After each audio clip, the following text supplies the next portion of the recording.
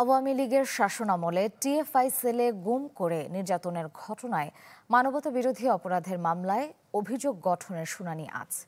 আন্তর্জাতিক অপরাধ ট্রাইব্যুনাল 1-এ এই অভিযোগ গঠনের শুনানি হওয়ার কথা রয়েছে, যেখানে প্রধান আসামি ক্ষমতাচ্যুত প্রধানমন্ত্রী শেখ হাসিনা, সাবেক স্বরাষ্ট্রমন্ত্রী আসাদুজ্জামান খান, সাবেক প্রধানমন্ত্রীর উপদেষ্টা তারিক আহমেদ সিদ্দিক সহ মোট 17 জন, যার মধ্যে 7 জন পলাতক আর গ্রেপ্তার আছেন 10 সেনা সদস্য, যারা বিভিন্ন সময় র্যাবে কর্মরত ছিলেন।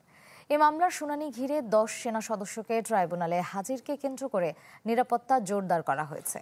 অন্যদিকে জুলাই-আগস্টে রাজধানীর রামপুরায় 28 জনকে হত্যার ঘটনায় মানবতাবিরোধী অপরাধে মামলায় গ্রেপ্তার লেফটেন্যান্ট কর্নেল রেদওয়ানুল ইসলাম ও মেজর মোহাম্মদ রাফাত বিন আলম মুনকে আগামীকাল বৃহস্পতিবার অভিযোগ গঠনের শুনানি হবে। আর রোববার অভিযোগ গঠনের শুনানি হবে জয়েন্ট ইন্টারোগেশন সেলে আটকে রেখে নির্যাতনের মামলায় 13 আসামির। আরো জানাতে ট্রাইব্যুনাল থেকে যোগ দিয়েছেন মাসুদুর রহমান, যাচ্ছি তার কাছে। মাসুদ, আমাদেরকে জানাবেন যে আজকের যে শুনানি হচ্ছে তার ব্যাপারে কি কি তথ্য আপনার কাছে আছে? নতুন বাংলাদেশ গড়তে এলো জুলফিকার স্টিল। জুলফিকার স্টিল, ইস্পাত দৃঢ় অঙ্গীকার। আওয়ামী লীগের আমলে যে গুমের দুটি অভিযোগ আন্তর্জাতিক অপরাধ ট্রাইব্যুনালে আনুষ্ঠানিকভাবে অভিযোগ দাখিল করা হয়েছে, সেগুলোর মধ্যে আজকে যেগুলো র্যাবের হেফাজতে থেকে যে গুম করা হয়েছিল এবং নির্যাতন করা হয়েছিল, তার একটি মামলার আজকে অভিযোগ গঠনের শুনানি রয়েছে। এবং আজকে শুনানির পর যদি শুনানি হয় তাহলে আনুষ্ঠানিকভাবে অভিযোগ গঠন হবে মোট 17 আসামির বিরুদ্ধে, যেখানে প্রধান আসামি শেখ হাসিনা, তারেক সিদ্দিকী রয়েছেন, আসাদুজ্জামান খান কামাল রয়েছেন, যারা পলাতক রয়েছেন।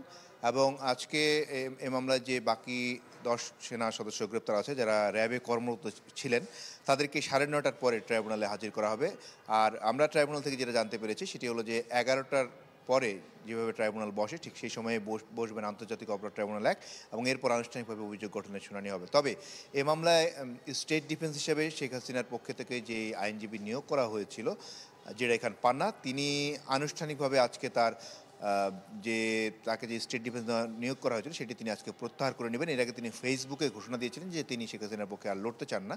তো সেটি আনুষ্ঠানিকতার বিষয় রয়েছে। সেক্ষেত্রে এটির শুনানির তারা করে এটি প্রত্যাহার করতে হবে, যেহেতু সেক্ষেত্রে সময় আবেদন করতে পারেন তারা। সেক্ষেত্রে যদি সময়ের আবেদন করে বসেন তাহলে আজকে শুনানি না হওয়ার সম্ভাবনা রয়েছে।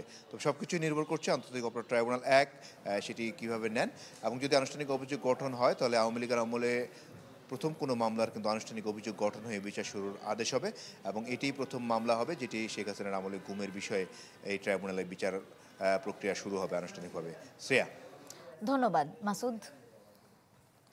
আন্তর্জাতিক অপরাধ ট্রাইব্যুনাল থেকে যুক্ত ছিলেন মাসুদুর রহমান।